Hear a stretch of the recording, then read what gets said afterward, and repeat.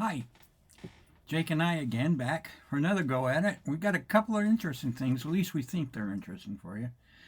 First of all, I mentioned last time that I was going in for some stress test. Well, it's an interesting experience. We went in on Thursday and then again on Friday. Now, on Thursday, I got hooked up and they actually put some nuclear medicine into me and did some things, and the stress test was kind of easy. It wasn't on a treadmill like it had been in the past. Basically, they handed me two plastic water bottle sacks. They were sacks, and I had to do this type of thing and went through all of that. And then they took some pictures of my heart, and I got the results on that fairly quickly. And what's really good is that they had to change my medication. They had to increase the medication that helps thin my blood.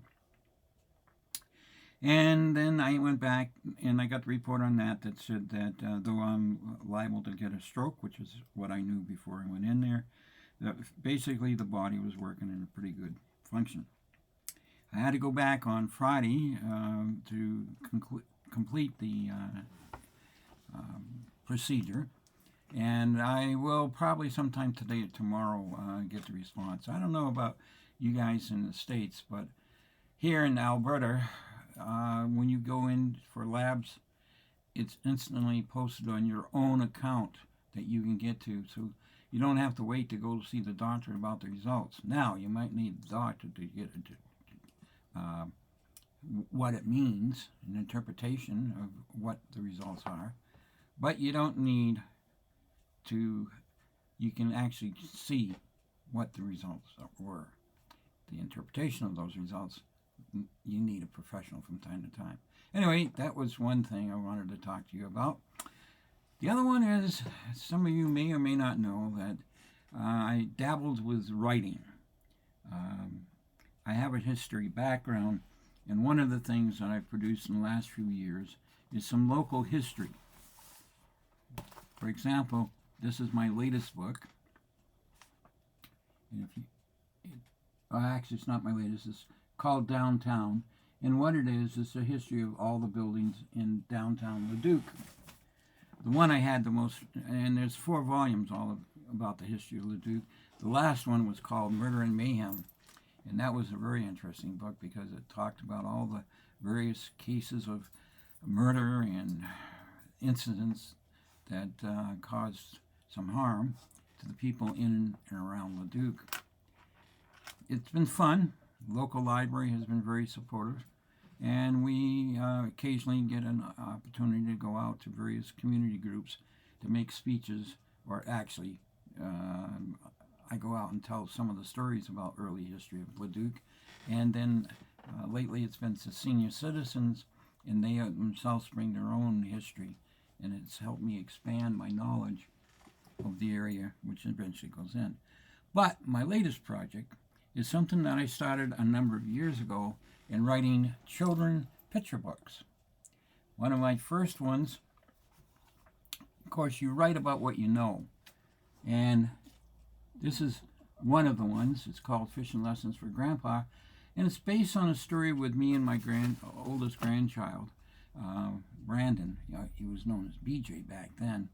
When we went on a fishing trip on the CJ in Provincetown, Massachusetts. Now, going on those, it can be expensive, so I told Brandon before we even got on the boat that this was a one-time experience and don't ask for a second time. Well, the story is about how he was able to manage asking without asking. That day we went on the fishing boat, and Brandon caught a number of fish, but every time he needed help. He needed help hooking the bait, help bringing the fish in, help with unsnarling his reel. And every time he did that, I ended up feeding the fish. So I didn't catch anything. So at the end of the day, I don't think Brandon was quite aware of that. As we're walking off the boat onto the dock, he asked how many fish he caught. And he had caught about a half a dozen. And he said, well, how many did you catch, Grandpa? And I said, I didn't catch any. I just fed the fish. So we walked a few more feet. We're getting ready to get his fish cleaned. And he turns to me and says, "You know, Grandpa, you need fishing lessons." Well, I chuckled. Then he said, "Can we start them tomorrow?" Well, I chuckled some more. I went home, told his mom and his grandmother. Next day, all four of us went on a fishing trip. He got his second trip without asking. Now, this other story is about my favorite team, the Boston Red Sox. And again, it's based on a true story. We happened to be going to a ball game here in Edmonton to see, I think at the time it was the Edmonton Trappers, who played in the Triple League in baseball. And while we were there, I noticed the runner on first had stolen second base. And I mentioned that to Brandon. I said, "Look, he stole second base." Brandon looked out at the field, looked at me in a curious eye. "No, Grandpa, it's still there." Well, that brought a chuckle to me.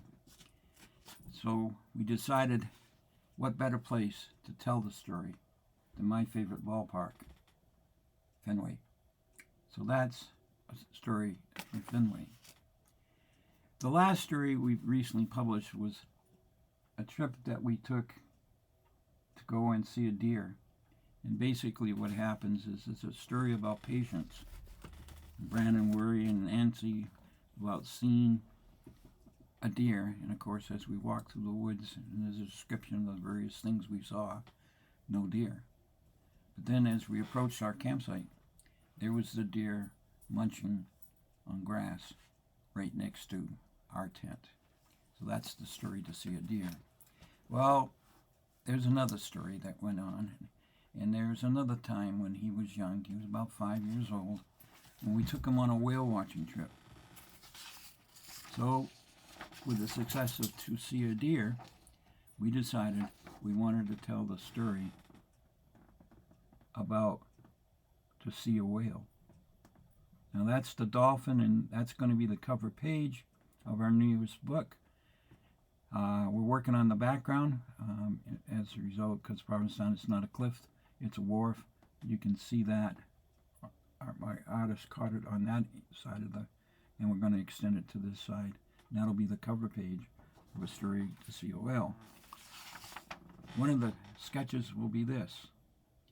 Now, if anybody knows anything about whale watching, that's the tail fin of a whale